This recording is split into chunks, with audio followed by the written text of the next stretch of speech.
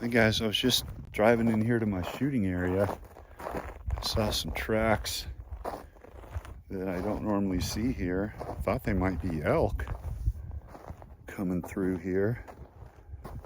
Sure enough, got some elk tracks coming through.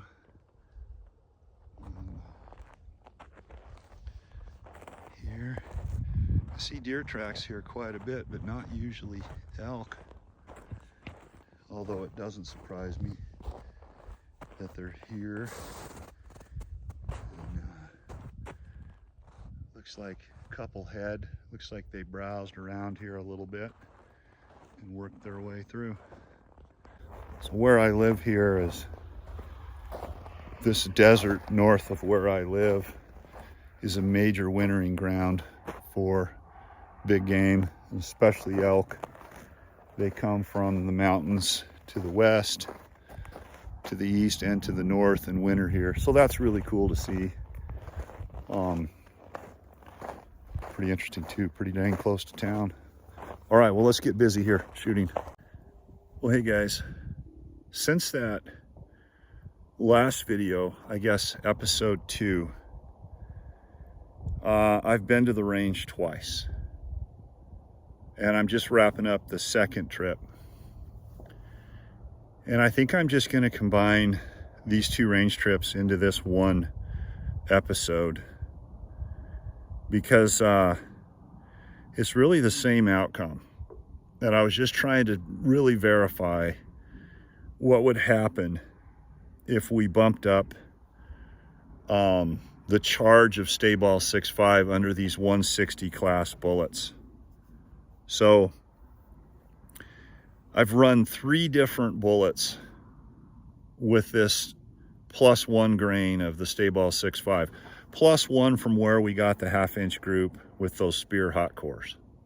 Okay. So I've run the spear hot cores, both range trips.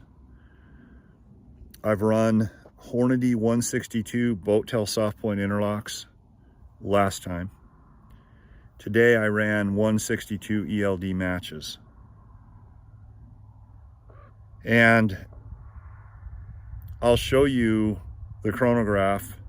I couldn't get chronograph readings the last trip because of the sun. Today I had more clouds. I did get some readings. I'll put those in here. One more grain of stay ball under those 160 hot cores. 2777. It's another one of the 162 ELD match. And you'll see that we were getting another 30 plus or minus 30 feet per second with that extra grain of powder in these 160 class bullets. But what you're going to also see is accuracy really fell apart, really bad.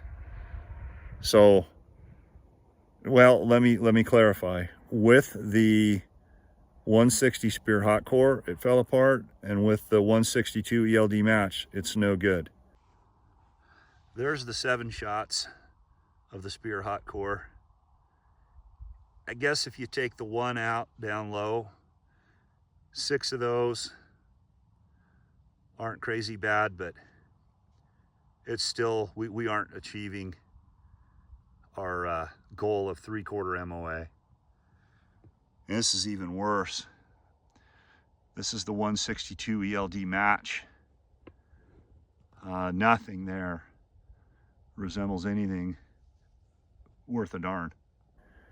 With the 162 Hornady boat tail soft point interlock, I did get a group right at 3/4, just under. You can see that here.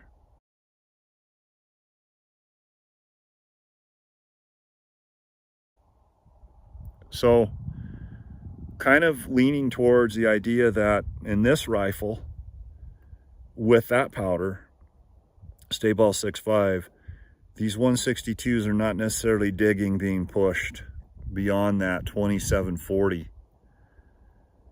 Now, I'm sure we could play with some different powders and maybe do that. 22-inch barrel, I don't know that we're going to squeeze that much more. And that becomes that diminishing returns issue that I talked about in the last little video. So I'm going to keep playing with 160 class bullets. I'm going to verify that we have the 3/4 back at that load 1 grain less of powder, and maybe play with some different powders. But that's kind of where we're at with the 160s right now at this moment in time. With the 175s, I have some of those arriving today, variety. So I already have the partitions. You've seen those. What'll come today will be some 175 Spear Grand Slams, and then some 175 Hornady interlocks, and those are a flat base. And we'll get those going too. We're going to stay in this heavy category, right? We're going to stay with the 160s and 175s till we prove out a load of each, at least one load of each bullet weight class that we like, meets our goals, and then we'll move into either medium or light, weather permitting, right? But yeah, great outcomes, learning a ton, loving this little 708 case. And I just wanted to leave you, I guess, with one other data point. So we've had some questions and comments about why am I not showing the rifle, what rifle we're using. Well, like I said, I'm not trying to keep some big secret here, but one of the regrets I have about Project Big 7 that we just finished up was it became more about the rifle than the cartridge. And that really wasn't my intent going in. The rifle is, there's so many options and variables, right, guys? There's so many choices that everybody could have with a different rifle.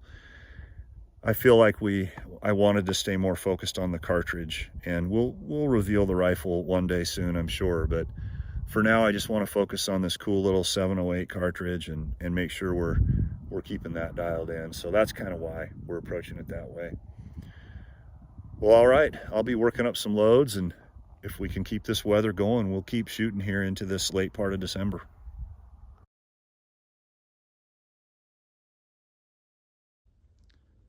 There we go. Let's see if that helps. I think the muzzle blast is likely to thrash that little blue tarp all over the place, so that could be kind of interesting. Well, we called out that this could happen.